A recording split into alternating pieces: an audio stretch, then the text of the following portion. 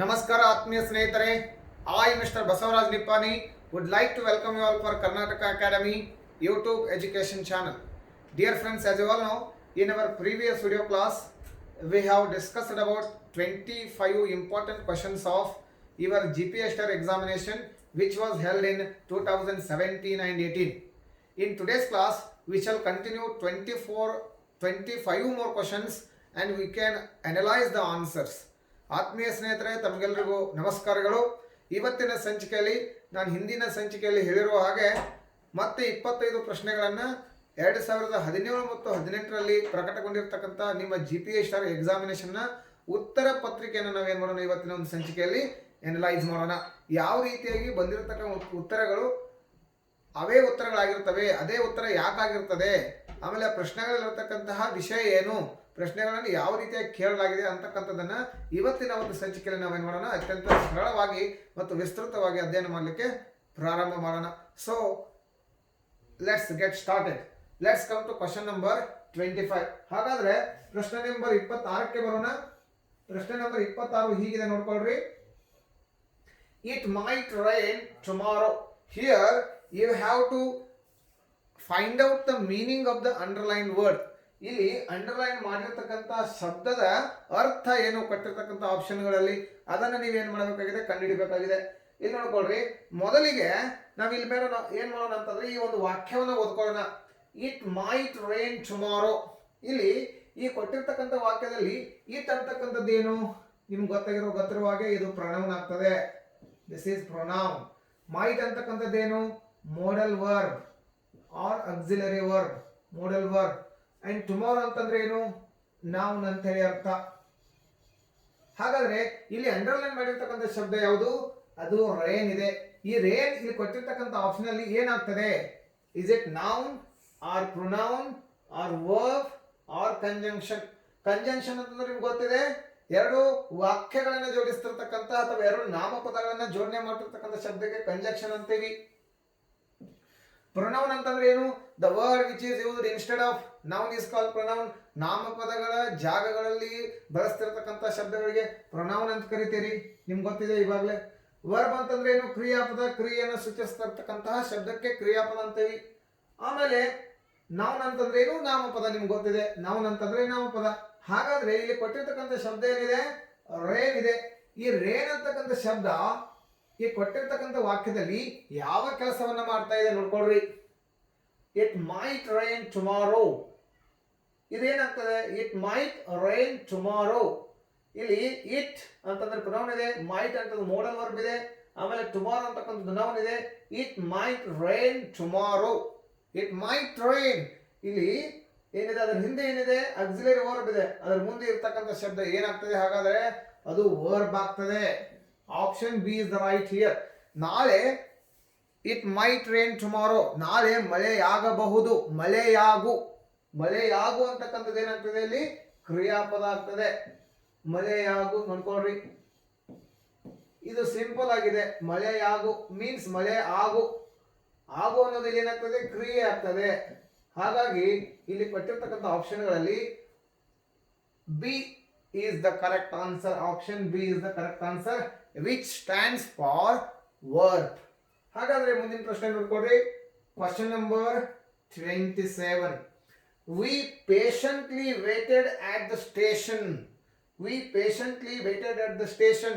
It's very simple. You all know that when words are ending with ly or when adjectives are ending with ly, that becomes adverb. ನಿಮ್ಗೆ ಗೊತ್ತಿದೆ ಈಗಾಗಲೇ.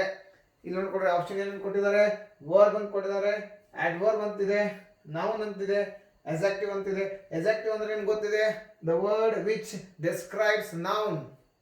Pronoun ಯಾವುದು ನಾಮಪದಗಳನ್ನ ಅಥವಾ ಸರ್ವನಾಮ ಪದಗಳನ್ನ describe ಮಾಡ್ತದೆ, ಅದಕ್ಕೆ adjective ಅಂತ ಕರಿತೀವಿ, ವಿಶೇಷಣ ಅಂತ ಹೇಳಿ. ನೋಡ್ಕೊಡ್ರಿ, ವಿಶೇಷಣ ಅಂತ ಕರಿತೀವಿ ಇದಕ್ಕೆ.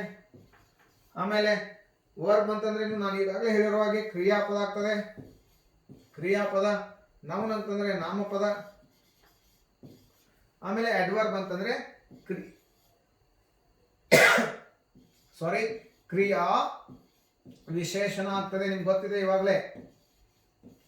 ಹಾಗಾದ್ರೆ ಇಲ್ಲಿ ಕೊಟ್ಟಿರ್ತಕ್ಕಂಥ ಶಬ್ದ ಏನಾಗ್ತದೆ?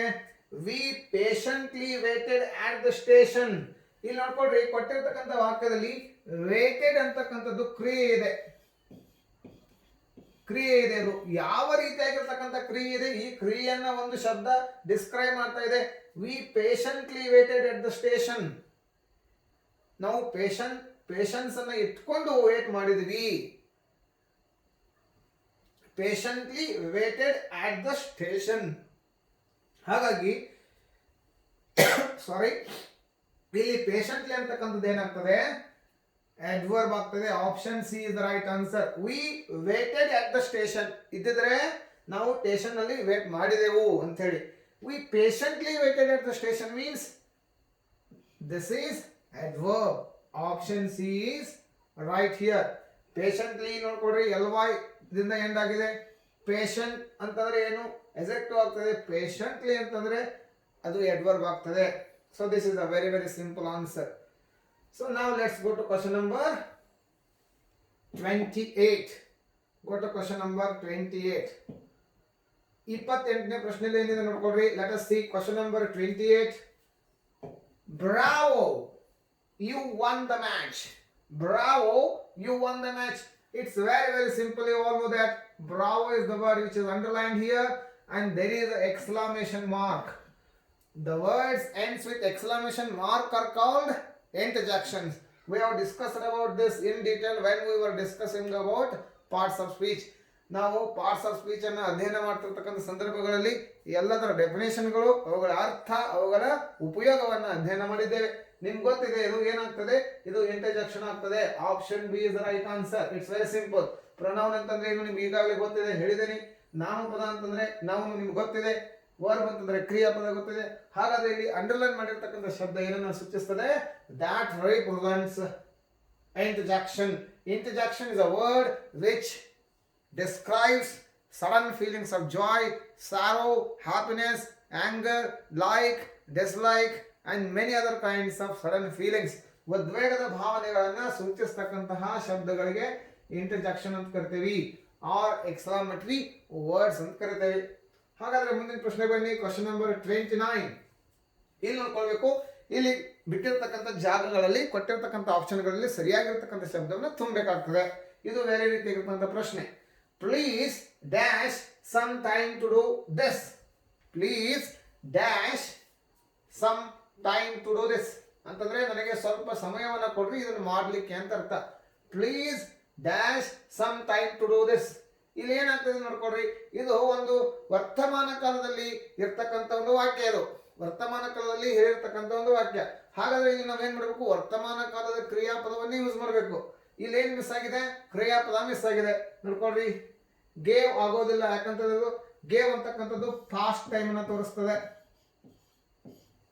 ಗಿವ್ಸ್ ಅಂತಕ್ಕಂಥದ್ದು ಪ್ರೆಸೆಂಟ್ ತೋರಿಸ್ತದೆ, ವರ್ತಮಾನವನ್ನು ತೋರಿಸ್ತದೆ. ಆದ್ರೆ ಇಲ್ಲಿ ಏನಿದೆ?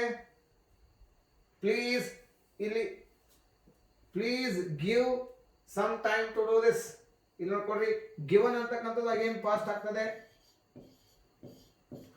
ಇಲ್ಲಿ ಗಿವ್ಸ್ ಆಗ್ಬೇಕು ಅಥವಾ ಗಿವ್ ಆಗ್ಬೇಕು. ಹಾಗಾದ್ರೆ ಏನಾಗ್ತದೆ? Please give some time to do this. Please give some time to do this ಅಂತಂದ್ರೆ ಇಲ್ಲಿ ಏನಿದೆ? ಇದು ಯಾರಿಂದ ಕೇಳಲ್ಪಟ್ಟಿದೆ? ಮತ್ತೊಬ್ಬ ವ್ಯಕ್ತಿಯಿಂದ ಕೇಳಲ್ಪಟ್ಟಿದೆ. So this is asked by someone to second person. Second ಪರ್ಸನ್ಗೆ ಕೇಳಲಾಗಿದೆ. ಹಾಗಾಗಿ ಇಲ್ಲಿ ಗಿವ್ ಬರ್ತದೆ. Please give, please give some time to do this. Gives ಬರೋದಿಲ್ಲ, ಯಾಕಂದ್ರೆ ಅಲ್ಲಿ ಥರ್ಡ್ ಪರ್ಸನ್ ಇಲ್ಲ. Please give me some time ಅಂದಂಗೆ ಇದು. Please give me some time to do this. ಆ ರೀತಿಯಾಗಿ ಇಲ್ಲಿ please give some time to do this. ಹಾಗಾಗಿ option C is the right answer. The base form of verb is used here. So this is answer for question number 29. Option C is the right answer. Now let's go to question number 30. Let's go to question number 30.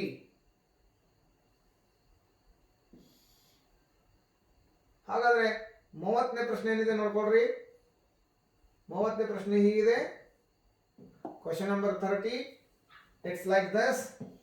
Seetal dash every Sunday. ಇಲ್ಲಿ ನೋಡ್ಕೊಳ್ರಿ every Sunday ಅಂತಕ್ಕಂತ ಒಂದು ಶಬ್ದವನ್ನ ನೀವೇನ್ ಮಾಡ್ಕೊಳ್ರಿ, phrase ಅನ್ನ ಇಲ್ಲಿ underline ಮಾಡ್ಕೊಳ್ರಿ. Every Sunday ಅಂತಂದ್ರೆ ಪ್ರತಿ Sunday ನಡೀತಿರ್ತಕ್ಕಂತ ಒಂದು ಕ್ರಿಯೆ ಇದು. ಹಾಗಾದ್ರೆ ನಾವು ಪ್ರತಿನಿತ್ಯ ಮಾಡ್ತಿರ್ತಕ್ಕಂಥ ಕ್ರಿಯೆಗಳನ್ನ ಯಾವ ಕಾಲದಲ್ಲಿ ಬಳಸ್ತೀವಿ?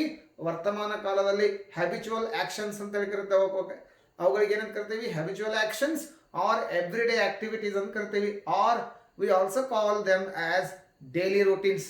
Daily routines, habitual actions or everyday activities are always said, they are always said in simple present tense only. ಅವುಗಳನ್ನ ಸಾದಾ ವರ್ತಮಾನ ಕಾಲದಲ್ಲಿನೇ ಹೇಳ್ತೇವೆ.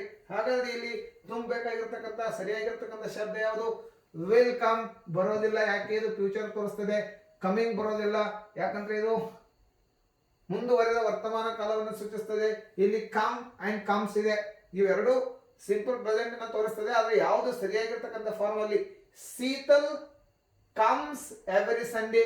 ಇಲ್ಲಿ ಕಮ್ಸ್ ಬರಬೇಕು, ಆಪ್ಷನ್ ಸಿ ಬರಬೇಕು. ಯಾಕೆ ನೋಡ್ಕೊಳ್ರಿ, option B is the right answer, not C.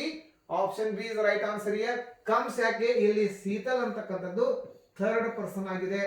Third person ನ ಮುಂದೆ ಸಿಂಪಲ್ ಪ್ರೆಸೆಂಟ್ ಟೆನ್ಸ್ ನಲ್ಲಿ ಯಾವಾಗ ನಾವು ಒಂದು ವರ್ಬ್ ಅನ್ನು ಯೂಸ್ ಮಾಡ್ತೀವಿ, ಅದಕ್ಕೆ ನಾವು ಏನ್ ಮಾಡ್ತೀವಿ? ಎಸ್, ಇಎಸ್ ಅಂಡ್ ಐಎಸ್ ಅಂತಕ್ಕಂತಹ ಪ್ರತ್ಯಯವನ್ನ ಏನ್ ಮಾಡ್ತೀವಿ? ಆಡ್ ಮಾಡ್ತೀವಿ. ಪ್ರೆಫಿಕ್ಸ್ ಅನ್ನ ಆಡ್ ಮಾಡ್ತೀವಿ ನಾವು, ಅದಕ್ಕೆ ಸಫಿಕ್ಸ್ ಅನ್ನ ಆಡ್ ಮಾಡ್ತೀವಿ. ಯಾಕೆ ಆಡ್ ಮಾಡ್ತೀವಿ?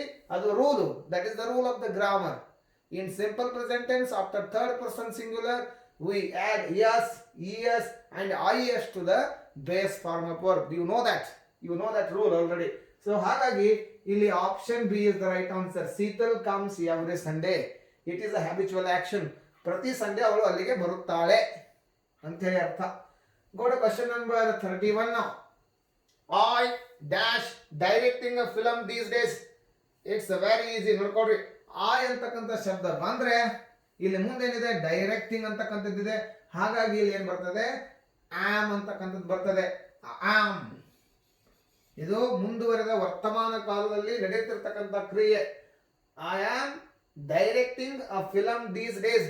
ನಾನು ಇತ್ತೀಚಿನ ದಿನಗಳಲ್ಲಿ ಒಂದು ಫಿಲಮ್ ಅನ್ನ ಡೈರೆಕ್ಟ್ ಮಾಡ್ತಾ ಇದ್ದೀನಿ, ನಿರ್ದೇಶನ ಮಾಡ್ತಾ ಇದ್ದೀನಿ ಅಂತ ಅರ್ಥ. ಮಾಡುತ್ತಿದ್ದೇನೆ. I am directing a film these days. So ಹಾಗಾಗಿ option D is the right answer. I was directing a film these days ಆಗೋದಿಲ್ಲ. I was directing a film those days ಅಂತ ಆಗ್ಬೋದು. those days ಅಂತಂದ್ರೆ ಆವಾಗಿನ ದಿನಗಳಲ್ಲಿ. ಈಗಿನ ದಿನಗಳಲ್ಲಿ ಅಂತಂದ್ರೆ ಇದೇನು ತೋರಿಸ್ತದೆ? ಪ್ರೆಸೆಂಟ್ ಟೈಮ್ ಅನ್ನು ತೋರಿಸ್ತಾ ಇದೆ. ನೋಡ್ಕೊಡ್ರಿ, this is indicating present time. What kind of present time? Present continuous time. Present continuous. So ಹಾಗಾಗಿ ಅಲ್ಲಿ ಪ್ರೆಸೆಂಟ್ ಕಂಟಿನ್ಯೂಸ್ ಆಗಿರ್ತಕ್ಕಂಥ ವರ್ತಮಾನದ ಕಾಲದ ಕ್ರಿಯಾಪದವನ್ನು ಯೂಸ್ ಮಾಡಬೇಕು. ಯಾವ ಕ್ರಿಯಾಪದ? Auxiliary verb. ಅದು ಯಾಮ್ ಆಗ್ತದೆ. ಐ ಬಂದಿದೆ, I am directing a film these days. ಇಲ್ಲಿ ಆರ್ ತಪ್ಪಾಗ್ತದೆ. ಇಲ್ಲಿ ಒಂದ್ ವೇಳೆ ಉಯ್ ಇದ್ದಿದ್ರೆ ಆರ್ ಬರ್ತಿತ್ತು, ಹ್ಯಾವ್ ಬರ್ಲಿಲ್ಲ. ಯಾವ ಯಾಕೆ ಬರ್ತಿತ್ತು? ಒಂದ್ ವೇಳೆ ಅಲ್ಲಿ ಪಾಸ್ಟ್ ಪ್ರೆಸೆಂಟ್ ಪರ್ಫೆಕ್ಟ್ ಇದ್ದಿದ್ರೆ, ಪ್ರೆಸೆಂಟ್ ಪರ್ಫೆಕ್ಟ್ ಇದ್ದಿದ್ರೆ ಅಲ್ಲಿ ಹ್ಯಾವ್ ಬರ್ತಿತ್ತು. ಆದ್ರೆ ಅಲ್ಲಿ ಏನಿದೆ? ಅಲ್ಲಿ ಇರೋದು ಪ್ರೆಸೆಂಟ್ ಕಂಟಿನ್ಯೂಸ್ ಇದೆ. ಹಾಗಾಗಿ ಇಲ್ಲಿ ಏನ್ ಬರ್ತದೆ? ಆಮ್ ಬರ್ತದೆ. Am is the right answer. Option D is the right answer for question number 31. Now let's go to question number 32. ಹಾಗಾದ್ರೆ question number 32 ನೋಡ್ಕೊಳ್ರಿ. ಈಗ 32ನೇ ಪ್ರಶ್ನೆಯಲ್ಲಿ ಏನಿದೆ ನೋಡ್ಕೊಳ್ರಿ. question number 32 is like this. Amit dash he spent to me. Amit dash he spent to me. Amit ನನಗೆ ಪೆನ್ನನ್ನ ಕೊಟ್ಟಿದ್ದಾನೆ ಅಂತ ಹೇಳಬೇಕು. ಹಾಗಾದ್ರೆ ನೋಡ್ರಿ, ಈ ಕೊಟ್ಟಿರ್ತಕ್ಕಂಥ ಆಪ್ಷನ್ಗಳನ್ನು ಮ್ಯಾಚ್ ಮಾಡ್ಕೊಳ್ಳಿ, ಆವಾಗಲೇ ನಿಮ್ಗೆ ಗೊತ್ತಾಗತ್ತೆ. Amit have given his pen to me ತಪ್ಪಾಗ್ತದೆ. ಯಾಕೆ? ಇಲ್ಲಿ ಹ್ಯಾವ್ ಇದೆ. ಇಲ್ಲಿ ಅಮಿತ್ ಮುಂದೆ ಏನ್ ಬರ್ಬೇಕು? ಅದು ಅಮಿತ್ ಥರ್ಡ್ ಪರ್ಸನ್ ಆಗಿದೆ. ಥರ್ಡ್ ಪರ್ಸನ್ ಆಗಿರೋದ್ರಿಂದ ಅಲ್ಲಿ ಹ್ಯಾಸ್ ಬರ್ತದೆ. Amit give his pen to me. Amit give ಬರೋದಿಲ್ಲ. ಒಂದ್ ವೇಳೆ ಇದು ಸಿಂಪಲ್ ಪ್ರೆಸೆಂಟೇಷನ್ ಮಾಡಬೇಕಾಗಿದ್ರೆ ಇಲ್ಲಿ ಗಿವ್ಸ್ ಬರ್ತದೆ. ಹಾಗಾಗಿ ಇಲ್ಲಿ ಗಿವ್ಸ್ ಇಲ್ಲ, ಹಾಗಾಗಿ ಅದು ತಪ್ಪಾಗ್ತದೆ. ಅಮಿತ್ ಗಿವನ್ ಬರೋದಿಲ್ಲ. ಅಮಿತ್ ಗೇವ್ ಅಂತ ಬರಬೇಕು. ಇಲ್ಲಿ ಪಾಸ್ಟ್ ನಲ್ಲಿ ಹೇಳಬೇಕಾಗಿದ್ರೆ, ಸಿಂಪಲ್ ಪಾಸ್ಟ್ ನಲ್ಲಿ ಹೇಳಬೇಕಾಗಿದ್ರೆ ಇದು ಗೇವ್ ಆಗಬೇಕು. ಇಲ್ಲಿ ಗೇವ್ ಇಲ್ಲ, ಹಾಗಾಗಿ ಇದು ತಪ್ಪು.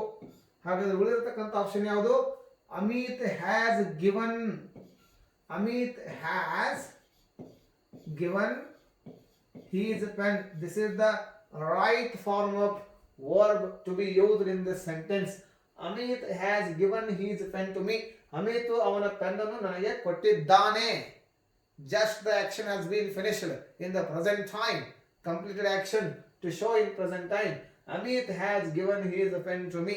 This would be the correct answer here, option number B. Then let's see question number 33. The students ask if they dash go home early. The students ask if they dash go home early. So just try to observe the statement. This statement is in indirect speech. It is in indirect speech. ಇದು indirect ನಲ್ಲಿ ಇದೆ.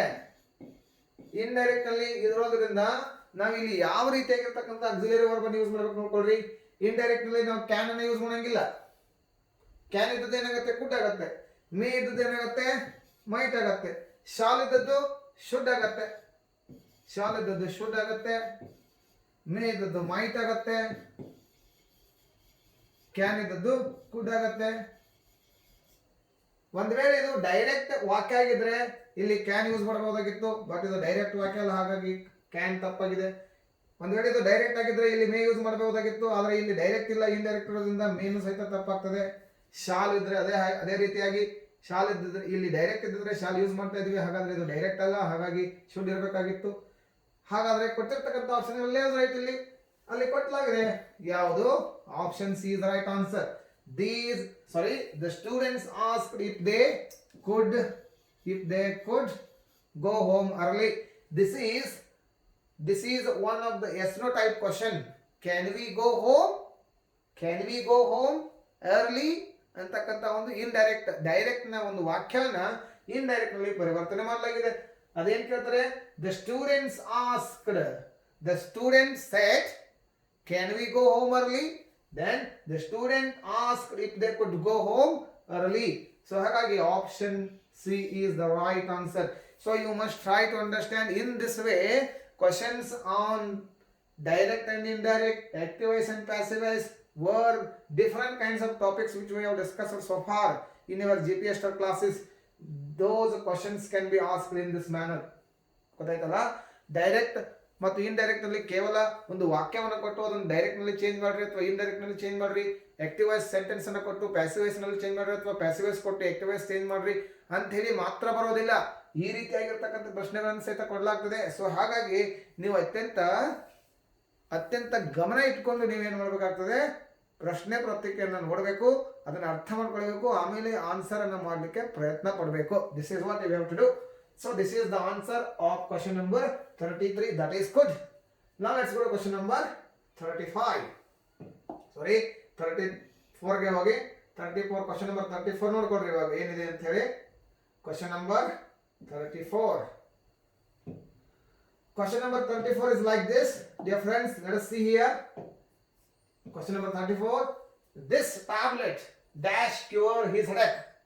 ಇಲ್ಲಿ ನೋಡ್ಕೊಡ್ರಿ, can, should, could, might ಇವುಗಳನ್ನೆಲ್ಲ ಅಲ್ಲಿ match ಮಾಡ್ಕೊಡ್ರಿ. ನೋಡ್ರಿ, this tablet should ಆಗೋದಿಲ್ಲ. ಈ ಟ್ಯಾಬ್ಲೆಟ್ ಅವನ ಹೆಡ್ಏಕ್ ನ ಕ್ಯೂರ್ ಮಾಡಲೇಬೇಕು ಅಂತ ಅರ್ಥ ಆದ್ರು ಶುಡ್ ಅಂತಿದ್ರೆ. ಮೈಟ್ ಇದು ಪ್ರಾಪರ್ ಯೂಸ್ ಆಗೋದಿಲ್ಲ. ಕುಡ್ ಇದು ಫಾಸ್ಟ್ ಫಾರ್ಮ್ ನಲ್ಲಿ ಯೂಸ್ ಮಾಡಿರ್ತಕ್ಕಂಥ ಶಬ್ದ. ಇಲ್ಲಿ ಕ್ಯಾನ್ ಕರೆಕ್ಟ್ ಆಗ್ತದೆ. ನೋಡ್ರಿ, ನಾವು ಸಾಲ ಸಿಂಪಲ್ ಆಗಿ ಬಳಸ್ತೀವಿ ಒಂದು ವಾಕ್ಯವನ್ನ. This tablet can cure his headache. ಈ ಟ್ಯಾಬ್ಲೆಟ್ ಅವನ ತಲೆನೋವನ್ನು ಕಡಿಮೆ ಮಾಡಬಹುದು. I can speak English, you can speak English, she can sing melodiously. Can ಅನ್ನ ಯೂಸ್ ಮಾಡ್ತೇವೆ ನಾವು, ಎಬಿಲಿಟಿಯನ್ನು ತೋರಿಸ್ತೇವೆ. ಇಲ್ಲಿ ಇದೇನು ತೋರಿಸ್ತಾ ಇದೆ, ಎಬಿಲಿಟಿಯನ್ನು ತೋರಿಸ್ತಾ ಇದೆ. Ability, this is showing ability of this tablet. This tablet can cure his headache ಅಂತ ಹೇಳಿ ಇಲ್ಲಿ option A is the right answer. Let's see question number 35. You shall be punished. ಈ ವಾಕ್ಯವನ್ನು ನೋಡ್ಕೊಳ್ರಿ. You shall be punished if you do not change your habits. ಇಲ್ಲಿ single inverted common ಅಲ್ಲಿ ಇಟ್ಟಿರ್ತಕ್ಕಂಥ ಒಂದು ವಾಕ್ಯವನ್ನು ಓದ್ಕೊಳ್ರಿ. You shall be punished if you do not change your habits. ನೀನು ನಿನ್ನ habit ಗಳನ್ನ change ಮಾಡದೇ ಇದ್ರೆ ನಿನಗೆ ಪನಿಷ್ಮೆಂಟ್ ಅನ್ನ ಕೊಡಲಾಗ್ತದೆ ಅಂತೇಳಿ ಒಂದು ಆರ್ಡರ್ ಅನ್ನ ಅಥವಾ ಒಂದು ವಾರ್ನ್ ಅನ್ನ ಮಾಡ್ತಾ ಇದೀವಿ ವಾಕ್ಯ. You shall be punished if you do not change your habits. ನೀನು ಒಂದ್ ವೇಳೆ ನಿನ್ನ ಹ್ಯಾಬಿಟ್ಸ್ ಅನ್ನ ಚೇಂಜ್ ಮಾಡದೇ ಇದ್ದಿದ್ರೆ ನಿನಗೆ ಪನಿಷ್ಮೆಂಟ್ ಅನ್ನ ಕೊಡ್ಲಾಗ್ತದೆ ಅಂತ ಹೇಳಿ. ಹಾಗಾದ್ರೆ ಕೊಟ್ಟಿರ್ತಕ್ಕಂಥ ಪ್ರಶ್ನೆ ಏನ್ ಕೇಳ್ತಾ ಇದೆ, here shall is used to express. ಈ ಶಾಲ್ ಅಂತಕ್ಕಂಥ ಶಬ್ದ ಏನನ್ನ ಎಕ್ಸ್ಪ್ರೆಸ್ ಮಾಡ್ತಾ ಇದೆ ಇಲ್ಲಿ? You shall be punished, you shall be punished ಇದು ಏನನ್ನ ಎಕ್ಸ್ಪ್ರೆಸ್ ಮಾಡ್ತಾ ಇದೆ ಇಲ್ಲಿ ನೋಡ್ಕೊಡ್ರಿ. Threat, wish, ability, politeness. Politeness ಅಂತಂದ್ರೆ ನಮ್ರತೆ. ನೋಡ್ಕೊಡ್ರಿ, ನಿಮ್ಗೆ ಗೊತ್ತಿರಬೇಕು, ಕನ್ನಡ ಅರ್ಥನೂ ಸಹಿತ ಗೊತ್ತಿರಬೇಕು. ಅಂದಾಗಲೇ ನೀವು ಏನ್ ಮಾಡಬಹುದು, ಸರಿಯಾಗಿ ಆನ್ಸರ್ ಅನ್ನ ಕಂಡುಹಿಡಿಬಹುದು. ಅಬಿಲಿಟಿ ಅಂತಂದ್ರೆ ಏನು? ಸಾಮರ್ಥ್ಯ. ಗೊತ್ತಿದೆ ನಿಮ್ಗೆ ಈಗಾಗಲೇ ಸಾಮರ್ಥ್ಯ ಅಂತ ಹೇಳಿ. ಸ್ವಲ್ಪ ಕನ್ನಡ ಮಿಸ್ಟೇಕ್ ಆದ್ರೆ ನೀವೇ ತಿದ್ಕೊಳ್ಳಿ. ವಿಶ್ ಅಂತಂದ್ರೆ ಏನು? ವಿಶ್ ಅಂತಂದ್ರೆ ಕನ್ನಡದಲ್ಲಿ ಅರ್ಥ ಏನು ನಿಮ್ಗೆ ಗೊತ್ತಿದೆ? ವಿಶ್ ಅನ್ನು ಮಾಡ್ತಕ್ಕಂಥದ್ದು ಅಥವಾ ಸಂಬೋಧನೆಯನ್ನು ಮಾಡ್ತಿರ್ತಕ್ಕಂಥದ್ದು. ಥ್ರೀಟ್ ಅಂತಂದ್ರೆ ಅಂಜಿಕೆ. ವಿಶ್ ಅಂತಂದ್ರೆ ಸಂಬೋಧನೆ ಅಥವಾ ಗೌರವ ಸೂಚನೆ ಅಥವಾ ಗೌರವ ಸೂಚನೆ ಅಥವಾ ವಂದನೆ. ಬೇರೆ ಬೇರೆ ಸಂದರ್ಭಗಳಲ್ಲಿ ಯೂಸ್ ಮಾಡ್ತೇವೆ. ಹಾಗಾದ್ರೆ ಏನು? ಯು ಶಾಲ್ ಬಿ ಫನಿಶ್ಡ್ ಇದು ಅಂಜಿಕೆಯನ್ನ ತೋರಿಸ್ತಾ ಇದೆ. ಇದು ಥ್ರೀಟ್ ಅನ್ನ ಎಕ್ಸ್ಪ್ರೆಸ್ ಮಾಡ್ತಾ ಇದೆ. This is expressing threat here. Sorry, not threat, sorry, threat. It is expressing threat. Threat ಅಂತಂದ್ರೆ ಏನು? ಅಂಜಿಕೆ. You shall be punished if you do not change your habits. It is a threat. Threat ಅಂತಂದ್ರೆ ಅಂಜಿಕೆಯನ್ನು ಹಾಕ್ತಾ ಇದೆ ಅದು. You should work hard or else you will fail. ನೀನು should ಅಲ್ಲಿ ಏನು ಎಕ್ಸ್ಪ್ರೆಸ್ ಮಾಡ್ತಾ ಇದೆ? ಥ್ರೆಟ್ ಅನ್ನ, ಅಂಜಿಕೆಯನ್ನ ಎಕ್ಸ್ಪ್ರೆಸ್ ಮಾಡ್ತಾ ಇದೆ. ಹಾಗಾಗಿ option A is the right answer for question number 35. Now let's see question number 36. Question number 36 ನೋಡ್ರಿ ಏನಿದೆ ಅಂತ ಹೇಳಿ. Question number 36 is like this. The writer spent his childhood in dash European country. Here you have to fill correct article. Article ಬಗ್ಗೆ ಅಧ್ಯಯನ ಮಾಡಿದ್ದೀವಿ. Article ಏನ ಯಾವ ರೀತಿಯಾಗಿ ಯೂಸ್ ಮಾಡಬೇಕು ಅಂತ ಹೇಳಿ 4 ಪ್ರಕಾರದ ರೂಲ್ಸ್ ಗಳನ್ನ ನೋಡ್ಕೊಂಡಿದ್ದೀವಿ. ಆರ್ಟಿಕಲ್ ಆನ್ ಅನ್ನ ಯಾವ ರೀತಿಯಾಗಿ ಯೂಸ್ ಮಾಡಬೇಕು ಅಂತ ಹೇಳಿ 4 ಪ್ರಕಾರದ ರೂಲ್ಸ್ ಗಳನ್ನ ಅಧ್ಯಯನ ಮಾಡಿದ್ದೇವೆ. ಆರ್ಟಿಕಲ್ ದ ಅನ್ನ ಯಾವ ರೀತಿಯಾಗಿ ಯೂಸ್ ಮಾಡಬೇಕು ಅಂತ ಹೇಳಿ ಸುಮಾರು 12 ಪ್ರಕಾರದ ರೂಲ್ಸ್ ಗಳನ್ನ ಕಲ್ತಿದ್ದೇವೆ. So now this is time for you to remember all those important rules to use article a and the. Definite article and indefinite article. So here you could see the writer spent his childhood in European country. ಇಲ್ಲಿ ಏನಾಗ್ತದೆ? ಸರಿಯಾಗಿರ್ತಕ್ಕಂಥ option ಏನು? Option B is the right answer. European. European ಯಾಕಿದೆ ನೋಡ್ಕೊಳ್ರಿ. ಇಲ್ಲಿ European ಅಂತಕ್ಕಂಥ ಶಬ್ದ ಏನಿದೆ, ಓವೆಲ್ ಲೆಟರ್ ಇಂದ ಸ್ಟಾರ್ಟ್ ಆಗಿದೆ. ಇದು ಓವೆಲ್ ಇಂದ ಸ್ಟಾರ್ಟ್ ಆಗಿದೆ. ಈ ಇದೆ ಓವೆಲ್ ಇಂದ ಸ್ಟಾರ್ಟ್ ಆಗಿದೆ. ಆದ್ರೂ ಸಹಿತ ಇದರಲ್ಲಿ ಸೌಂಡ್ ಏನಿದೆ? ಸೌಂಡ್ ಏನಿದೆ ಇಲ್ಲಿ? ಸೌಂಡ್ ಏನಿದೆ? ಕಾನ್ಸನೆಂಟ್ ಇದೆ. ಇದು ಎಕ್ಸಾಂಪಲ್ ಅನ್ನು ನಾವು ಆಲ್ರೆಡಿ ಡಿಸ್ಕಸ್ ಮಾಡಿದ್ದೇವೆ. ಸೌಂಡ್ ಕಾನ್ಸನೆಂಟ್ ಇದೆ. ಕಾನ್ಸನೆಂಟ್ ಸೌಂಡ್ ಇರೋದ್ರಿಂದ ಯಾವಾಗ ಯಾವುದೇ ಒಂದು ನಾಮಪದ ಕಾನ್ಸನೆಂಟ್ ಸೌಂಡ್ ಇಂದ ಪ್ರಾರಂಭ ಆದ್ರೆ ಅದರ ಹಿಂದೆ ಆರ್ಟಿಕಲ್ ಎ ಅನ್ನ ಯೂಸ್ ಮಾಡಬೇಕು ಅಂತಕ್ಕಂಥ ರೂಲ್ ನಮ್ಗೆ ಗೊತ್ತಿದೆ. ಹಾಗಾದ್ರೆ ಇಲ್ಲಿ ಇದು ಯುರೋಪಿಯನ್ ಅಲ್ಲ, ಅದು ಇದು ಯುರೋಪಿಯನ್ ಅಂತ ಪ್ರೊನೌನ್ಸ್ ಆಗ್ತಾ ಇಲ್ಲ. ಅದೇನಾಗ್ತದೆ? ಯುರೋಪಿಯನ್. ಯುರೋಪಿಯನ್ ಮೀನ್ಸ್ ನೋಡ್ಕೊಡ್ರಿ, y plus U is equal to U. So ಇಲ್ಲಿ ಏನಿದೆ? y ಅಂತಕ್ಕಂಥದ್ದು ಕಾನ್ಸನೆಂಟ್ ಲೆಟರ್ ಇದೆ. European, not European. ಯುರೋಪಿಯನ್. ಹಾಗಾಗಿ ಇಲ್ಲಿ A, option B is the right answer. ಇಲ್ಲಿ ಆಪ್ಷನ್ ಬಿ ಅಂತಕ್ಕಂಥದ್ದು ಸರಿಯಾದ ಉತ್ತರ. ಅಲ್ಲಿ ಎ ತುಂಬಬೇಕಾಗ್ತದೆ. ಮುಂದಿನ ಪ್ರಶ್ನೆ ನೋಡ್ಕೊಳ್ರಿ. Question number 37. ಮುಂದಿನ ಪ್ರಶ್ನೆಗಳಲ್ಲಿ ಕೆಲವೊಂದಿಷ್ಟು ಪ್ರಶ್ನೆಗಳಲ್ಲಿ ನೀವು ಆರ್ಟಿಕಲ್ ಅನ್ನು ತುಂಬಬೇಕಾಗ್ತದೆ. I would like to leave an island. ಇಲ್ಲಿ ನೋಡ್ರಿ, ಇಲ್ಲಿ ಏನ್ ತುಂಬಬೇಕಾಗ್ತದೆ? ಆನ್ ಅನ್ನು ತುಂಬಬೇಕು. Option B. ಯಾಕೆ? When the word starts with vowel sound you have to write article an before that word. ಇಲ್ಲಿ ನೋಡ್ಕೊಡ್ರಿ, ಐಲ್ಯಾಂಡ್ ಲೆಟರ್ ಐ ಇದೆ. ಲೆಟರ್ ಏನಿದೆ? ಓವೆಲ್ ಲೆಟರ್ ಇದೆ. ಓವೆಲ್ ಲೆಟರ್ ಇದೆ. ಸೌಂಡ್ ಸಹಿತ ನೋಡ್ರಿ, ಐ ಇಲ್ಲಿ ಕನ್ನಡದಲ್ಲಿ ಬರೀತೀನಿ, ಗೊತ್ತಾಗತ್ತೆ ನಿಮಗೆ. A E I O U. Vowel letter ಇದೆ, ಸೌಂಡ್ ಏನಿದೆ? ಐಲ್ಯಾಂಡ್. ಸೊ ಹಾಗಾಗಿ ಆ ಅಂತಕ್ಕಂಥ ಸೌಂಡ್ ಇದೆ ನೋಡ್ಕೊಡ್ರಿ. ಆ ಆ ಆ ಅನ್ನೋ ಸೌಂಡ್ ಇರೋದ್ರಿಂದ ಅದು ಓವೆಲ್ ಆಗಿದೆ. ಆ ಓವೆಲ್ ಆಗಿರೋದ್ರಿಂದ ಓವೆಲ್ ಸೌಂಡ್ ಇರೋದ್ರಿಂದ ನಾವೇನ್ ಮಾಡ್ತೀವಿ, sound is also vowel here. ಹಾಗಾಗಿ ಇಲ್ಲಿ on ತುಂಬ್ತೀವಿ. I would like to live on island. This is an ink pot. ನೋಡ್ರಿ ಆ ರೀತಿಯಾಗಿ ಐಲ್ಯಾಂಡ್. ಆ ಇದು ಇಸ್ಲ್ಯಾಂಡ್ ಅಲ್ಲ, ಐಲ್ಯಾಂಡ್ ಇದೆ ಇಲ್ಲಿ. ಐಲ್ಯಾಂಡ್ ಇರೋದ್ರಿಂದ ಆನ್ ಅಂತಕ್ಕಂಥ ಒಂದು ಆರ್ಟಿಕಲ್ ಅನ್ನು ತುಂಬಬೇಕು. This is answer for question number 37. Option B on is the right answer. Go to question number 38 now. Go to question number 38. Let's see question number 38 now. Question number 38 ಈ ರೀತಿಯಾಗಿದೆ ನೋಡ್ಕೊಳ್ರಿ. It's like this. Mr. John is dash gentleman. ಇಲ್ಲಿ ಸಹಿತ article ತುಂಬಬೇಕಾಗಿದೆ. Mr. John is a gentleman. Mr. John is a gentleman. We are not speaking about any particular person, famous personality here. We are speaking about someone. ಹಾಗಾಗಿ Mr. John is a gentleman. ಇಲ್ಲಿ ಅ ಯಾಕೆ ಬರ್ತದೆ ನಿಮ್ಗೆ ಗೊತ್ತಾಗಿದೆ. ಇಲ್ಲೇನಿದೆ, consonant sound ಇದೆ. Consonant sound ಇದೆ. Consonant sound ಇದೆ. ಆದ್ರೆ ಒಂದ್ ವೇಳೆ ನಾವು ಪಾಪ್ಯುಲರ್ ವ್ಯಕ್ತಿ ಬಗ್ಗೆ ಮಾತಾಡ್ತಾ ಇದ್ವಿ ಅಂತಂದ್ರೆ ದ ಮಹಾತ್ಮ ಗಾಂಧೀಜಿ ಅಂತ ಬರ್ಬೇಕಾಗಿತ್ತು. ಇಲ್ಲಿ ದ ಬರ್ಬೇಕಾಗಿತ್ತು. ಇಲ್ಲಿ mister John is a gentleman. G consonant sound ಇದೆ. ಹಾಗಾಗಿ ಇಲ್ಲಿ ಎ ತುಂಬಬೇಕು. Article A. That is option B is the right answer. ನೋಡ್ಕೊಳ್ರಿ, option B is the right answer. Question number 39 ನೋಡ್ಕೊಳ್ರಿ. ಹೇಗಾದ್ರೆ she went to Bengaluru and met her friend. This is a dash sentence. Option ನೋಡ್ಕೊಡ್ರಿ. Simple sentence, complex sentence, compound sentence, negative sentence. So ನೀವು already simple, compound, complex ಬಗ್ಗೆ ನೀವು ಏನ್ ಮಾಡಿದಿರಿ, already discuss ಮಾಡ್ಕೊಂಡಿದ್ದೀರಿ, ಅದರ ಬಗ್ಗೆ ಅಧ್ಯಯನ ಮಾಡಿದ್ದೀರಿ. ಇಲ್ಲಿ ಕೊಟ್ಟಿರ್ತಕ್ಕಂಥ ಆಪ್ಷನ್ ನೋಡ್ರಿ.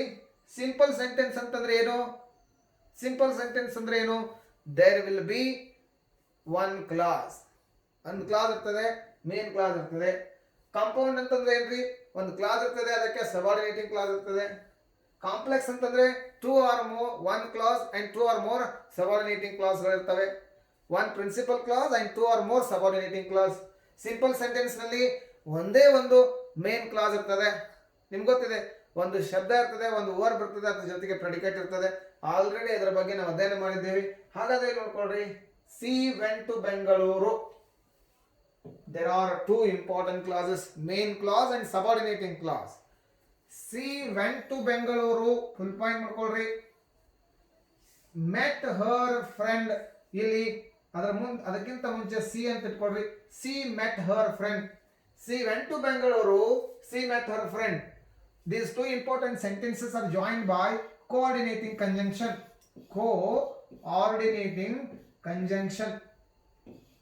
ಶಾರ್ಟ್ ಆಗಿ ಬರೀತೀನಿ ನೋಡ್ಕೊಳ್ರಿ.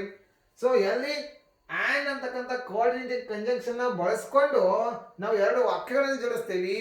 ಆ ಒಂದು ವಾಕ್ಯಕ್ಕೆ ಏನಂತ ಕರಿತೀವಿ? ಕಂಪೌಂಡ್ ಸೆಂಟೆನ್ಸ್, ಸಂಯುಕ್ತ ವಾಕ್ಯ ಅಂತ ಕರಿತೇವೆ. ಸಂಯುಕ್ತ ಅಂತಂದ್ರೆ ಎರಡು ವಾಕ್ಯಗಳು ಜೋಡಣೆ ಆಗ್ತಕ್ಕಂಥದ್ದು. ನಾವು ವಾಕ್ಯಗಳನ್ನು ಜೋಡಣೆ ಮಾಡಲಿಕ್ಕೆ ನಾವು ಏನ್ ಮಾಡ್ತೀವಿ? ಕೆಲವೊಂದಿಷ್ಟು ಕಂಜಂಕ್ಷನ್ಸ್ಗಳನ್ನ, ಕೋಆರ್ಡಿನೇಟಿಂಗ್ ಕಂಜಂಕ್ಷನ್ಸ್ಗಳನ್ನ ಯೂಸ್ ಮಾಡ್ತೀವಿ. ಅವುಗಳಿಗೆ ಏನಂತ ಕರಿತೀವಿ? ಆ್ಯಂಡ್. ಫ್ಯಾನ್ ಬಾಯ್ಸ್ ಅಂತ ನಿಮ್ಗೆ ಸೂತ್ರ ಗೊತ್ತಿದೆ. ಫ್ಯಾನ್ ಬಾಯ್ಸ್ ಗೊತ್ತಿದೆ ನಿಮಗೆ. ಫ್ಯಾನ್ ಬಾಯ್ಸ್ ಅಂತಂದ್ರೆ ಏನಂತ ಹೇಳಿ. ಎಫ್ ಅಂದ್ರೆ ಫಾರ್, ಎ ಅಂದ್ರೆ ಆ್ಯಂಡ್, ಎನ್ ಅಂದ್ರೆ ನಾರ್, ಬಿ ಅಂದ್ರೆ ಬಟ್, ಓ ಅಂದ್ರೆ ಆರ್, ವೈ ಅಂದ್ರೆ ಎಟ್, ಎಸ್ ಅಂದ್ರೆ ಸೊ. ಗೊತ್ತಿದೆ ನಿಮಗೆ. ಇಲ್ಲಿ ಏನಿದೆ ನೋಡ್ಕೊಳ್ರಿ, and. This is coordinating conjunction. ಹಾಗಾಗಿ option B is right answer. This is ಸಂಯುಕ್ತ ವಾಕ್ಯ. ಸಂಯುಕ್ತ ವಾಕ್ಯ ಅಂತಂದ್ರೆ ಏನು? Compound sentence. ಎರಡು ವಾಕ್ಯಗಳನ್ನು ಜೋಡಿಸ್ತಕ್ಕಂಥದ್ದು, ಕಂಪೌಂಡ್ ಮಾಡ್ತಕ್ಕಂಥದ್ದು, ಕಾಂಪೋಸಿಂಗ್ ಅಂತ ಹೇಳಿ. ಇದರ ಬಗ್ಗೆ ನಾನು ಆಲ್ರೆಡಿ ಡೀಟೇಲ್ ಆಗಿ ಹೇಳಿದ್ದೇನೆ. ಇಲ್ಲಿ ನಿಮಗೆ ಮತ್ತೊಮ್ಮೆ ರಿಮೆಂಬರ್ ಮಾಡ್ತಾ ಇದ್ದೀನಿ. So here the correct answer is option B, ಸಂಯುಕ್ತ ವಾಕ್ಯ. ಸಂಯುಕ್ತ ವಾಕ್ಯದಲ್ಲಿ ಏನಿರ್ತದೆ?